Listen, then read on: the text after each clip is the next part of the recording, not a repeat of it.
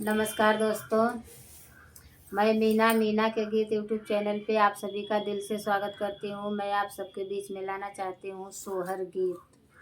और हमारे दीदी सुजाता यादव ऑफिशियल का चैनल का भी आप लोग सपोर्ट कीजिए। और हमारा सोहर गीत आप लोग सुनिएगा फुल वॉच करके। बहुत लंबा तो हो जाएगा, पर रिक्वेस्ट है आप लोग से फुल वॉच करके ज़रूर एक बार सुनिएगा सोहर गीत। बहन थोड़ी अमीर है, भाई गरीब है। देखिए बहन किस तरह की व्यवहार करती है अपने भाई के साथ। ऐसा करना नहीं चाहिए, पर कोई बड़ा आदमी अपने आगे सोचता नहीं है ना।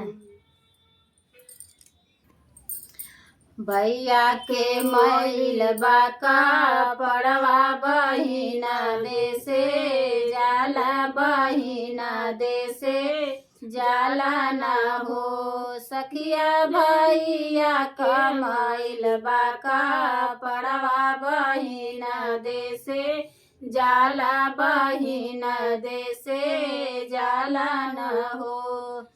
भैया पहुँचला बहिनी के दुअरवा, दुअरवा जब पहुँचे दुअरवा जब पहुँचला हो।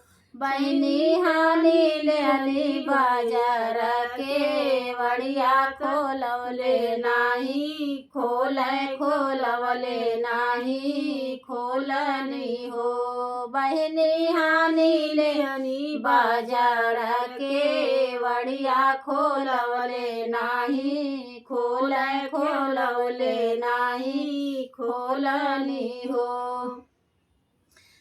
देखा भैया दीदी बहन कैसन व्यवहार बा। भैया मैल कपड़ा पहन के चल गए ना, तो बहन किस तरह का व्यवहार करत है अपने भैया के साथ है।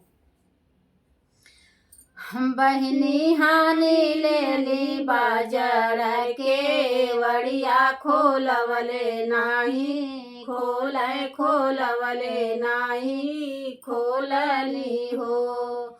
घर में से भेजली सेवकवा जाऊ, घर में से भेजे सेवकवा जाऊ हो। मोरे सेवका देराना भैया आइला, बेराना भैया आइला हो। सेवका जाई देखा बीरन काले, आइला बीरन काले अमल हो। घर में से निकल सेवकवा बाहरवा जब गईले, बाहरवा जब जाली न हो। सेवका खोलली भैया के गाठरिया धनी से जब नाम तो बहिनी के देखावनी हो। रनिया तोहरा जोगे हारू है चूनरिया, तपिया के पागड़िया, तपिया के पागड़िया न हो। धनिया लालना के हवा कारा, धनिया तीनाहुन जाने पहिराते नाहुन जाने पहिरा न हो। रनिया लालना के हवा कारा, धनिया तीनाहुन जाने पहिराते नाहुन जाने पहिरा न हो। इतना बचन जौन बहिनी तमान में खुशी होली, मन में खुशी बहिनी हो।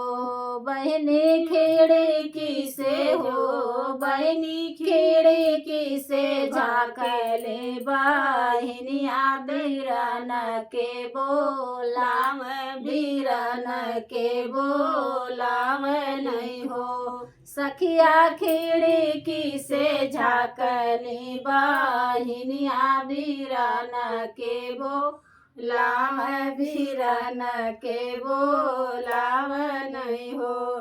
भैया तोहर कपड़वा इतना गंदा कैसे का पहिरी, आइला कैसे का पहिरी आइला न हो। बहिनी सोवल रहली हम भोरमा त माई मोर जगाव त माई मोर जगाव नहीं हो।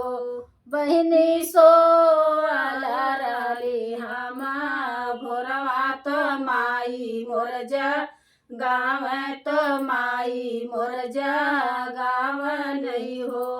बहिनी सोनाली भायनवा खबरिया त कैली तू उलिया त भागल भागल अली तो भागल भागल अली ना हो।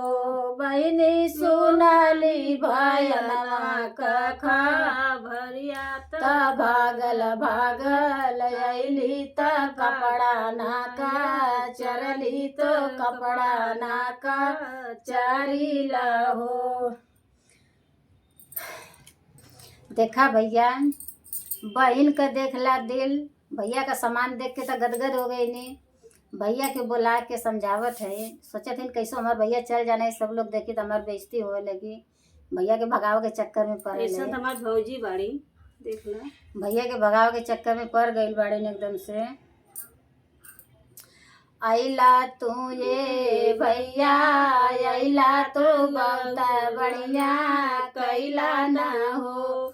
भैया जोहत होई है माई मोरडा हरिया तो जल्दी घरवा पहुँचा तो जल्दी घरवा पहुँचा न हो। भैया जोहत होई है भौजी मोरडा हरिया तो जल्दी घरवा पहुँचा तो जल्दी घरवा पहुँचा न हो। ऐसा तो बहन रहनी, भैया के जहाँ से कहनी तहाँ से भगाई के दम लेनी, काहे से उनकर बहुत बेइज्जती होत रहल भैया के लेके। और ये हमार सोहर गीत पसंद आए भैया लोगन दीदी लोगन, आप लोग जरूर सपोर्ट करिएगा, इतना इतना दुलार प्यार दिए। ऐसा हमार भौजी रही भैया के